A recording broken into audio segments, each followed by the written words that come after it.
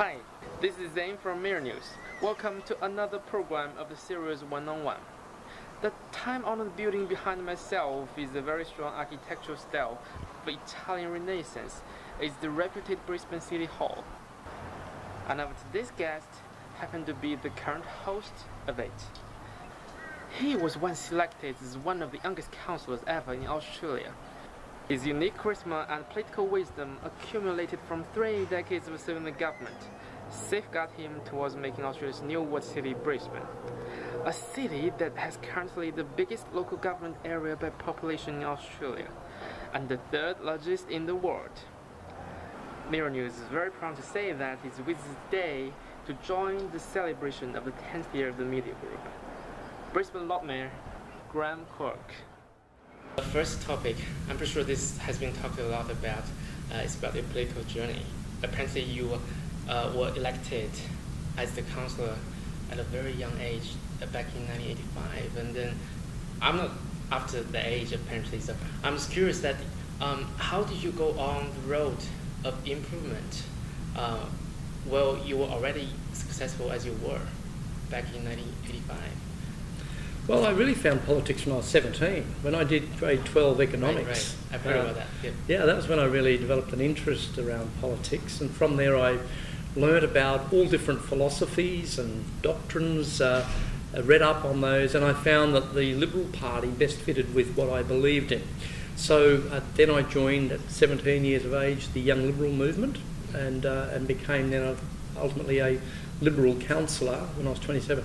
So in 1988 I was the finance chairman for Brisbane. That was during the period of Expo 88, and had a fair bit to do with the setting up of the parklands over in Expo as we now know it today. I suppose the interesting thing about being in local government is that it requires 3 ingredients: patience, persistence and perseverance. And that's the case too with so many other things, whether we're talking about business, whether we're talking about anything we do in life. So that's been the key ingredient, I think, to success.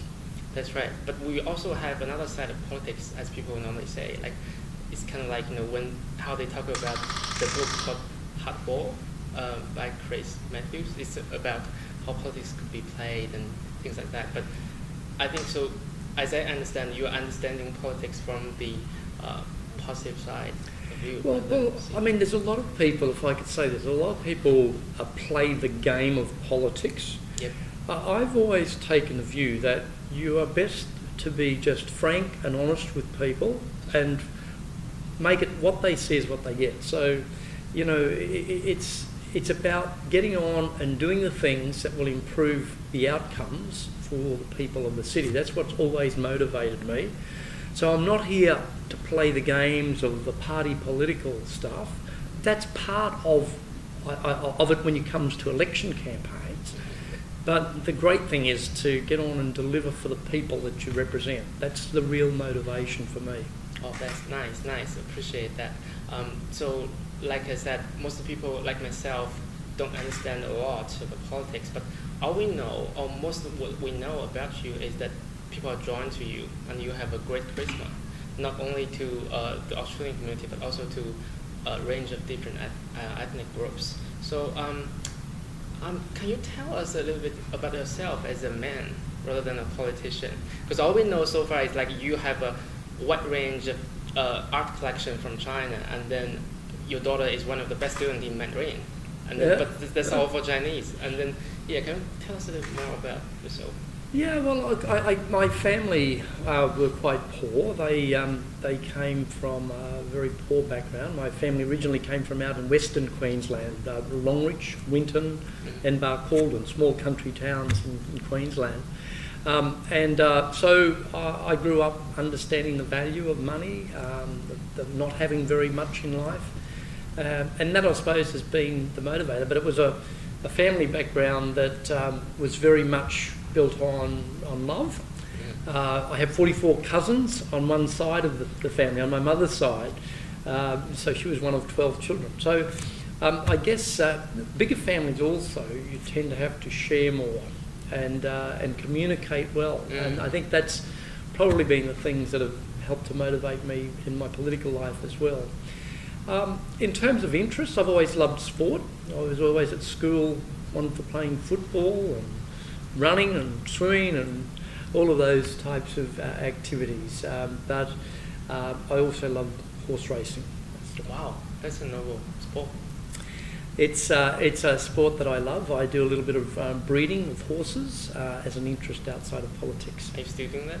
Occasionally? Yeah, I do. As busy as you are. Yeah, well, it doesn't take up much time. That's the beauty of it, and I have them on other people's farms. But it's just a little interest outside of doing this job. Right. Let's move to Brisbane, right? And then we know that Lord Mayor, you have made strong commitment to increasing and enhancing the capacity of Brisbane for a sustainable economic growth, and also supporting the measures that will attract more visitors, investment, and events for Brisbane, and eventually make it the leader of Australia, new world city in Australia. So, how do you perceive the edge or advantage of Brisbane? Well, the big advantage that Brisbane has over other capital cities in Australia is that in 1925 we were 20 different councils and amalgamated into one big council.